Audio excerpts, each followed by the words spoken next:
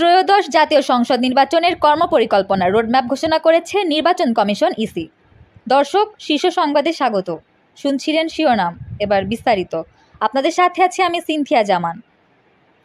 আসন্ন ত্রয়োদশ জাতীয় সংসদ নির্বাচন সামনে রেখে আনুষ্ঠানিকভাবে রোডম্যাপ ঘোষণা করেছে নির্বাচন কমিশন ইসি।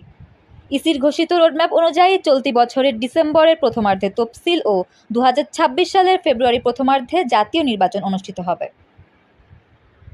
বৃহস্পতিবার 28 আগস্ট রাজধানীর আগারগাঁওয়ে নির্বাচন কমিশন ভবনের মিডিয়া সেন্টারে এ রোডম্যাপ ঘোষণা করেন ইসির সিনিয়র সচিব আক্তার আহমেদ। ইসি জানান, 30 নভেম্বরের মধ্যে চূড়ান্ত ভোটার তালিকা প্রকাশ করা হবে। তফসিল ঘোষণার অন্তত 3 দিন আগে আসনভিত্তিক চূড়ান্ত ভোটার তালিকা রেজিস্ট্রেশন অফিসারদের কাছে পাঠানো হবে। এছাড়া নির্দিষ্ট সংখ্যক ছবিসহ ভোটার তালিকা ছাপানোর নির্দেশ দেওয়া হবে। ইসি সচিব আরও জানান, আগামী 1 সপ্তাহের মধ্যে আইন ও বিধিমালা সংশোধনের প্রস্তাব আইন মন্ত্রণালয়ে পাঠানো হবে।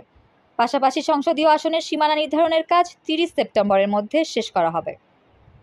আসন্ন ত্রয়োদশ জাতীয় সংসদ নির্বাচনে তফসিল ঘোষণার 2 মাস আগে হেলিকপ্টার সহায়তার প্রয়োজন হবে এমন ভোটকেন্দ্র বাছাই করে সম্ভাব্য ভোটকেন্দ্র, কক্ষ সংখ্যা, কাছের হেলিপোর্ট, যাত্রা শুরু ও শেষ এবং প্রাসঙ্গিক অন্যান্য তথ্য জানানোর জন্য জেলা নির্বাচন অফিসার, রাঙামাটি, বান্দরবন এবং খাগড়াছড়িকে নির্দেশনা দেওয়া হবে বলে ইসি ঘোষিত রোডম্যাপে জানান।